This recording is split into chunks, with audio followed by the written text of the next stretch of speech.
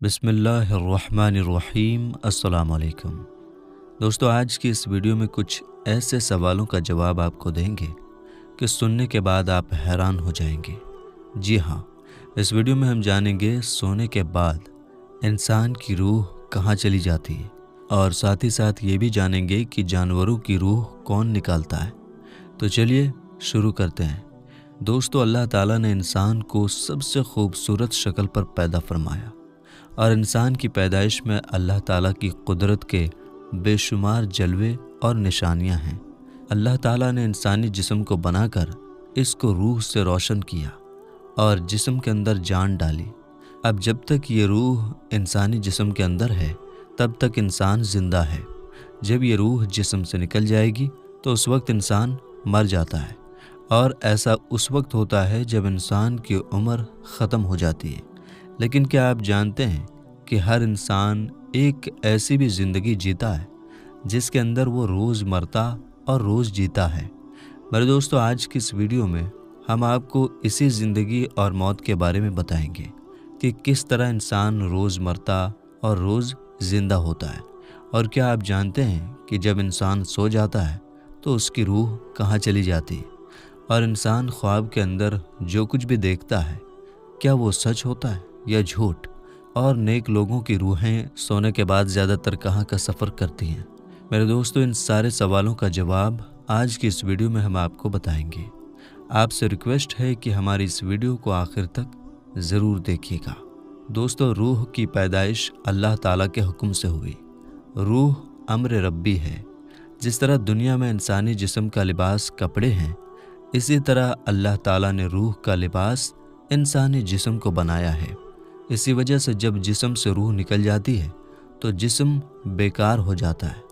میرے دوستو، روح دو طرح کی ہوتی ہے، ایک نیک جو کہ نیک عمل کرتی ہے، اور دوسری بدکار اور گنہگار روح جو کہ برے عمل کرتی ہے۔ انسان کو جو بھی خواب آتے ہیں یا وہ خواب میں جہاں کہیں بھی جاتا ہے، اس میں انسان کی سوچ اور اعمال کا دخل ہوتا ہے۔ اگر نیک روح ہو تو اس کو خواب بھی نیک آتے ہیں، اور اس کو خواب کے اندر نیک لوگوں کی زیارت ہوتی ہے، جیسا کہ حضور اکرم صلی اللہ تعالیٰ علیہ وسلم کا دیدار ہونا، یا صحابہ اکرام کا یا اولیاء اکرام کی زیارت نصیب ہونا۔ اور اسی طرح نیک روح جب خواب میں کہیں سفر کرتی ہے تو اس کا سفر بھی نیک ہوتا ہے، اور وہ خواب میں نیک چیزوں کو دیکھتی ہے۔ اور جو بدکار روح ہوتی ہے وہ برے لوگوں کی طرف مائل ہوتی ہے۔ ایسی روح پر شیطان کا قبضہ ہوتا ہے۔ ایسے لوگوں کو جو بھی خواب آتے ہیں وہ شیطانی ہوتے ہیں، اور ایسے لوگوں کے خواب قابل قبول نہیں ہوتے۔ میرے دوستو، جب انسان سو جاتا ہے تو اس کی روح جسم سے نکل جاتی ہے اور گھومتی رہتی ہے، لیکن اس کا تعلق جسم سے نہیں ٹوٹتا، اس کا تعلق جسم سے باقی رہتا ہے۔ روح بہت طاقتور ہوتی ہے۔ اگر یہ روح اللہ تعالیٰ کی عبادت اور اس کے ذکر کے ذریعے اس کا قرب حاصل کر لے تو روح کے پاس اتنی طاقت ہوتی ہے کہ وہ اپنے جسم کو جہاں چاہے اڑا کر لے جا سکتی ہے، اور یہ معاملہ انسان کی پاکیزگی اور نیک اعمال پر نربھر ہوتا ہے۔ روایت میں آتا ہے کہ ایک مرتبہ حضرت علی رضی اللہ تعالیٰ عنہ جمعہ کی تیاری فرما رہے تھے۔ جب خطبہ شروع ہوا تو حضرت علی رضی اللہ تعالیٰ عنہ نے روح کے بارے میں بیان کرنا شروع کیا۔ اسی بیچ ایک شخص کھڑا ہوا اور آپ رضی اللہ تعالیٰ عنہ سے عرض کرنے لگا کہ اے علی المرتضیٰ شیر خدا رضی اللہ تعالیٰ عنہ، جب انسان سو جاتا ہے تو انسان کی روح کہاں چلی جاتی ہے؟ کیا روح جسم سے الگ ہو جاتی ہے؟ تو حضرت علی رضی اللہ تعالیٰ عنہ نے ارشاد فرمایا کہ تمہارے جسم اور ہر انسان کے جسم میں جو روح اللہ تعالیٰ نے ڈالی ہے یہ 3 حصوں میں بٹا ہوا ہے۔ روح کا پہلا حصہ انسان کے جسم میں ہی رہتا ہے، اور روح کا دوسرا حصہ انسان کے وجود سے باہر یعنی عالم برزخ میں اس کو دیکھ رہا ہوتا ہے، اور روح کا تیسرا حصہ انسانی جسم سے اس وقت جدا ہوتا ہے جب انسان سو جاتا ہے۔ اگر انسان نیک اور اللہ تعالیٰ کا فرما بردار ہو تو اس کی روح ایک ایسی دنیا میں چلی جاتی ہے جہاں اللہ تعالیٰ نے جنات اور انسانی روحوں کے بیچ ایک راستہ بنایا ہے۔ یہ نیک روح جب اس جگہ پر پہنچتی ہے تو اس وقت انسان کو خواب آنے لگتے ہیں۔ وہاں یہ نیک روح وہ سب کچھ دیکھتی ہے جو آگے دنیا میں ہونے والا ہوتا ہے، اور اگر انسان گنہگار اور اللہ تعالیٰ کا نافرمان ہو تو ایسے انسان کی روح اس کے جسم ہی میں قید ہوتی ہے اور اس کو خواب میں نیک روح کی طرح کچھ بھی نظر نہیں آتا۔ اور اگر انسان نیک اور اللہ تعالیٰ کا فرمانبردار ہوتا ہے تو اللہ تعالیٰ ایسے انسان کو ایک خاص قسم کا علم عطا فرماتا ہے۔ اس علم کے اندر ایسی طاقت ہوتی ہے کہ اگر انسان جب چاہے جہاں چاہے وہاں پر جا سکتا ہے۔ لہٰذا جب انسان اللہ تعالیٰ کو راضی کر لیتا ہے، اللہ تعالیٰ انسان کی روح کو ہر طرح کی قید سے آزاد فرما دیتا ہے۔ اس وقت اللہ تعالیٰ اس کو ایک خاص علم عطا فرماتا ہے جس کے ذریعے یہ جہاں چاہے وہاں پر جا سکتا ہے۔ میرے دوستو، حقیقت یہ ہے کہ انسان کے خوابوں کا اور روح کا تعلق انسان کے اعمال کے ساتھ ہے۔ اگر انسان کی سوچ اچھی ہو تو انسان کو اچھے خواب آتے ہیں، اور اگر انسان کی سوچ بری ہو تو اس کو برے خواب آتے ہیں۔ دوستو، اللہ تعالیٰ قرآن پاک میں ارشاد فرماتا ہے، جس کا ترجمہ ہے، اور جو کچھ اس زمین پر ہے وہ فنا ہونے والا ہے، اور تیرے رب تعالیٰ کی ذات باقی رہنے والی ذات ہے جو عظمت اور بزرگی والا ہے۔ اور ایک دوسرے مقام پر اللہ تعالیٰ قرآن پاک میں ارشاد فرماتا ہے، اور ہر جان کو موت کا ذائقہ چکھنا ہے، بے شک تیرے رب کا وعدہ سچا ہے۔ میرے دوستو، آپ نے انسانوں کو تو مرتے ہوئے دیکھا ہوگا کہ ان کو موت کیسے آتی ہے اور ان کی روح کیسے نکلتی ہے۔ کچھ انسانوں کو نزع کے وقت بہت ہی تکلیف کے مراحل سے گزرنا پڑتا ہے، اور کچھ انسانوں کی روح ایسے قبض کر لی جاتی ہے جیسے کہ دودھ میں سے مکھی نکال لی جائے۔ لیکن کیا آپ جانتے ہیں کہ جانوروں کو موت کیسے آتی ہے؟ میرے دوستو، آج کی اس ویڈیو میں ہم آپ کو بتائیں گے کہ جانوروں کو موت کیسے آتی ہے، اور جانوروں کی روح کون سا فرشتہ قبض کرتا ہے، ملک الموت علیہ السلام یا کوئی اور فرشتہ؟ اور کیا جانوروں کو بھی موت کے وقت سختیاں محسوس ہوتی ہیں؟ اور کیا ان کو بھی نزع کی تکلیف ہوتی ہے؟ اور جانور اپنی موت مرنے سے پہلے کہاں چلے جاتے ہیں؟ کیا جانوروں کو موت سے پہلے اپنی موت کے بارے میں پتہ چل جاتا ہے؟ اور اپنی طبعی موت مرنے والے جانوروں کی لاشیں ہمیں نظر کیوں نہیں آتی؟ میرے دوستو، ان سارے سوالوں کا جواب آج کی اس ویڈیو میں ہم آپ کو بتائیں گے۔ میرے دوستو، اللہ تعالیٰ نے جس چیز کو بھی زندگی عطا فرمائی، پھر چاہے وہ انسان ہو، جانور ہو، پرندہ ہو یا کوئی دوسری مخلوق، اس کو ایک دن موت کا ذائقہ ضرور چکھنا ہے۔ جس طرح انسانوں کو فکس کیے ہوئے ٹائم پر موت آتی ہے، اسی طرح جانوروں کو بھی فکس کیے ہوئے ٹائم پر موت آتی ہے۔ میرے دوستو، آپ نے کبھی غور کیا ہوگا کہ ہمارے معاشرے میں ہمارے آس پاس بہت سارے جانور، پرندے اور دوسری مخلوقات رہتی ہیں، لیکن جب کوئی جانور مرتا ہے تو ہمیں صرف ان جانوروں کی لاشیں نظر آتی ہیں جو جانور حادثاتی طور پر مرتے ہیں، جیسے کہ روڈ ایکسیڈنٹ میں مرنے والے جانور، یا وہ جانور جن کو قید میں رکھا گیا ہو، یا پھر وہ جانور جن کا شکار کیا گیا ہو۔ ایسے جانوروں کی لاشیں تو ہمیں نظر آتی ہیں، لیکن جو جانور اپنی زندگی کا وقت پورا ہونے کی وجہ سے اپنی طبعی موت مرتے ہیں، ان کی لاشیں ہمیں نظر کیوں نہیں آتی؟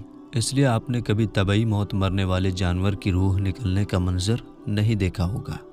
روایات میں آتا ہے کہ ایک شخص حضرت امام جعفر صادق رضی اللہ تعالیٰ عنہ کی خدمت میں حاضر ہوا، اور وہ آپ سے سوال کرنے لگا کہ جو جانور، پرندے اور کیڑے مکوڑے اپنی طبعی موت مرتے ہیں، ان کی لاشیں ہمیں نظر کیوں نہیں آتی؟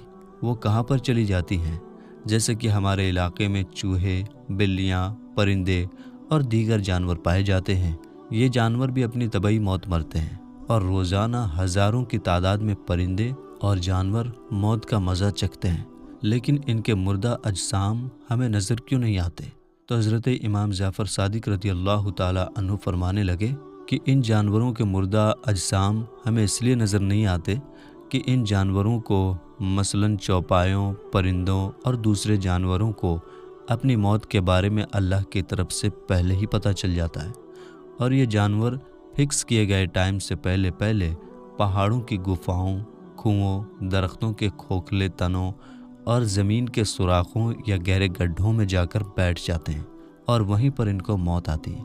یہ اللہ تعالیٰ کا بنایا ہوا ایک سسٹم ہے جس کی وجہ سے انسان آج سکون کی سانس لے رہا ہے، ورنہ اگر باقی جانوروں کو چھوڑ کر صرف پرندوں کی موت کا حساب لگایا جائے تو پوری دنیا کے اندر 700 ارب پرندے رہتے ہیں۔ اگر یہ پرندے سر عام لوگوں کے سامنے مرتے تو انسانوں کے لیے زمین پر قدم رکھنے کی جگہ نہ ہوتی، اور ان کے مردہ جسم گندگی اور بے شمار بیماریوں کی وجہ بنتے ہیں۔ میرے دوستو، یہ تو صرف پرندوں کی بات ہے جو اللہ تعالیٰ کی اڑنے والی مخلوق ہیں، اور جو اللہ تعالیٰ نے بے شمار مخلوقات کو پیدا کیا جو ہماری اس روئے زمین پر رہتی ہے، اگر وہ بھی اسی طرح طبعی موت مرتے ہیں اور ہمارے گلی محلوں اور سڑکوں پر ان کی لاشیں پڑی ہوتی تو ذرا سوچئے کہ انسانی نظام زندگی کیسے چلتا۔ لہٰذا اللہ تعالیٰ ہی جانتا ہے کہ اللہ تعالیٰ کو اس دنیا کے سسٹم کو کیسے چلانا ہے۔ لہٰذا اللہ تعالیٰ ان جانوروں کو ان کی موت سے پہلے ہی ان کی موت کے بارے میں بتا دیتا ہے، تاکہ یہ دور دراز کسی جنگلوں پہاڑوں میں چلے جائیں اور وہاں پر ان کو موت آ جائے۔ بے شک یہ بھی اللہ تعالیٰ کا ہم انسانوں پر ایک بہت بڑا احسان ہے، جیسا کہ اللہ تعالیٰ قرآن پاک میں ارشاد فرماتا ہے، اور تم اپنے پروردگار کی کون کون سی نعمتوں کو جھٹلاؤ گے۔ میرے دوستو، اب بات کرتے ہیں کہ کیا جانوروں کو بھی موت کے وقت نزع کی سختیاں محسوس ہوتی ہیں، اور کیا ان کو بھی نزع کے وقت تکلیف ہوتی ہے؟ تو اس کے بارے میں روایات میں آتا ہے کہ نزع کی سختیاں برحق ہیں، اور نزع کی سختی ہر انسان کو اس کے اعمال کے مطابق دی جاتی ہے، اور نزع کے وقت جو انسان کو تکلیف محسوس ہوتی ہے وہ اس کے اعمال کے مطابق ہوتی ہے۔ اگر تو کوئی نیک انسان ہو تو اس کو نزع کے وقت بہت ہی کم تکلیف محسوس ہوتی ہے، اور اگر کوئی گنہگار انسان ہو تو اس کی روح تڑپا تڑپا کر قبض کی جاتی ہے۔ لیکن پرندے اور جانور تو اعمال کے مکلف نہیں، ان پر نزع کی سختی تو طاری ہوتی ہے، لیکن وہ کس نوعیت کی ہوتی ہے یہ صرف اللہ تعالیٰ ہی جانتا ہے۔ میرے دوستو، اب بات کرتے ہیں کہ جانوروں کی روح کون قبض کرتا ہے، ملک الموت علیہ السلام یا کوئی اور فرشتہ، یا پھر ان کی زندگی کسی اور طریقے سے ختم ہوتی ہے؟ تو اس کے بارے میں الگ الگ روایات ملتی ہیں۔ ایک روایت کے مطابق جانوروں، پرندوں اور درختوں کی زندگی ایک تسبیح میں ہوتی ہے۔ یہ اپنی پوری زندگی اللہ تعالیٰ کی تسبیح بیان کرتے ہیں اور اللہ تعالیٰ کی حمد و ثنا کرتے ہیں۔ جب وہ تسبیح ختم ہو جاتی ہے تو ان کو موت آ جاتی ہے اور ان کی روح قبض ہو جاتی ہے۔ لہٰذا ملک الموت علیہ السلام ان کی روح قبض نہیں کرتے۔ اور ایک دوسری روایت کے مطابق جو کہ مستند اور صحیح مانی جاتی ہے، اس روایت کے مطابق تمام جی روح کی جانیں حضرت ملک الموت علیہ السلام قبض کرتے ہیں، پھر چاہے وہ انسان ہو یا جانور، اور روح قبض کرنے کی ذمہ داری اللہ تعالیٰ نے حضرت ملک الموت علیہ السلام کو سونپی ہے۔ جیسا کہ حدیث پاک میں آتا ہے کہ ایک مرتبہ ملک الموت علیہ السلام نے حضور اکرم صلی اللہ تعالیٰ علیہ وسلم کی خدمت میں عرض کیا کہ یا رسول اللہ صلی اللہ تعالیٰ علیہ وسلم، میں اللہ تعالیٰ کے حکم کے بغیر اپنی مرضی سے کسی ایک مچھر کی بھی روح قبض نہیں کرتا۔ اس حدیث پاک میں یہ بات صاف طور پر ثابت ہوتی ہے کہ ملک الموت علیہ السلام ہی تمام جانوروں، تمام پرندوں کی روح قبض کرتے ہیں۔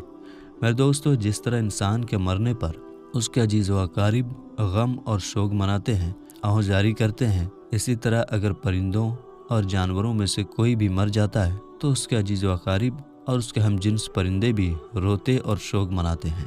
اللہ تعالیٰ سے دعا ہے کہ اللہ تعالیٰ ہمیں نیک اعمال کرنے کی توفیق عطا فرمائے اور حضور اکرم صلی اللہ تعالیٰ علیہ وسلم کی محبت کے اندر جینا مرنا نصیب فرمائے، آمین۔